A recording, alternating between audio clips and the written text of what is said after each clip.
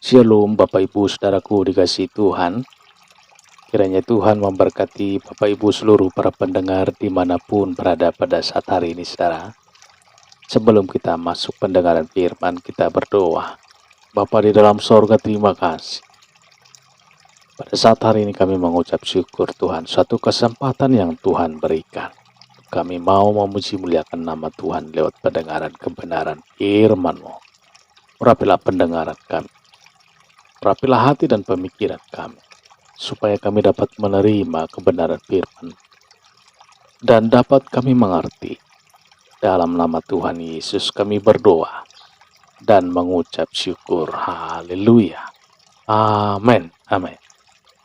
Saudaraku dikasihi Tuhan, pembacaan firman tertulis dalam Lukas 6 ayat 36, saudara. Hendaklah kamu murah hati, sama seperti Bapamu adalah murah hati. Miliki karakter Kristus. Salah satu karakter Kristus adalah murah hati. Karakter murah hati adalah sangat mulia, saudara. Menangis dengan orang yang menangis. Orang yang memiliki karakter murah hati adalah orang yang tidak bisa melihat kesusahan orang lain. Saudaraku dikasihi Tuhan, ia tidak bisa diam dan berpangku tangan saat melihat penderitaan orang lain. Bahkan ia rela kehilangan miliknya demi kebahagiaan orang lain. Itulah salah satu karakter yang mulia dari Kristus. Telah dibuktikan dengan kepeduliannya atas hukuman yang akan menimpa manusia. Yesus yang adalah Tuhan, rela turun ke dunia menjadi manusia seperti kita, menderita dengan hebat, dan akhirnya mati, hina di kayu salib, demi membuat manusia bahagia. Saudara dikasihi Tuhan, Anda rela ada yang berkurang dari milik Anda? Suatu pertanyaan yang diajukan kepada setiap orang yang ingin memiliki karakter Kristus, saudara. Anda rela ada yang berkurang dari milik Anda? Jawabannya tidak mudah, saudara. Orang bersedia untuk memberi sejauh tidak mengorbankan kepentingannya. Orang rela berbagi jika tidak mempengaruhi kepunyaannya. Intinya saudara, orang tidak mau dirugikan hanya gara-gara membantu orang lain. Bagaimana kita bisa memiliki karakter Kristus jika kita selalu mementingkan diri sendiri? Bagaimana kita bisa menjadi terang bagi banyak orang jika kita selalu menggenggam erat harta kita? Memberitakan kepada dunia bahwa Bapa kita murah hati tidak cukup dengan perkataan saja, tetapi harus dinyatakan dalam perbuatan, dalam tindakan nyata. Saudara, pernah dengar nama Bai Fangli? Ia bukan anak Tuhan seperti kita, saudara. Ia tidak mengenal Kristus, tetapi hatinya sangat mulia. Ia juga bukan orang kaya yang berlimpah harta. Ia hanya seorang tukang beca, saudara. Ia tinggal di daerah kumuh, Tianjin, China. Hanya ada sebuah tikar tua yang ujungnya sudah robek-robek, tempat ia membaringkan tubuhnya yang sudah renta itu di waktu malam. Beberapa potong pakaian kumal dan selimut tipis sudah robek-robek menghiasi gubuk itu, saudara. Bai Fangli dikenal sebagai tukang beca yang ramah. Keramahannya membuat ia mudah dikenal dan menjadi sahabat para gelandangan. Ia tidak pernah menentukan tarif terhadap penumpang becanya. Justru dengan sikapnya itu, saudara, banyak penumpang yang memberi lebih atas jasanya. Saudara dikasih Tuhan, dari penghasilan ia peroleh dari mengayung beca, sebenarnya ia mampu mendapatkan makanan dan minuman yang layak. Juga membeli pakaian yang pantas untuk menggantikan baju tuanya, dan sepatu butut yang sudah tidak layak pakai karena telah lama sobek, saudara. Namun ia tidak melakukannya.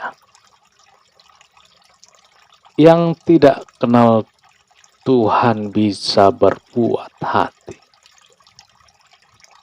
Yang tidak kenal Tuhan bisa bermurah hati. Saudaraku, Bayu Pangling mengayung beca tuannya selama 365 hari dalam setahun. Ia tidak memperdulikan cuaca yang silih berganti, baik pada saat badai salju turun yang membekukan tubuhnya, maupun ketika panas matahari yang sangat menyengat dan membakar tubuh kurusnya. Saudara, tidak apa-apa saya menderita. Hal yang penting, biarlah anak-anak miskin mendapat makanan yang layak dan bisa bersekolah. Saya bahagia bisa melakukan semuanya ini. Saudara, begitu jawaban.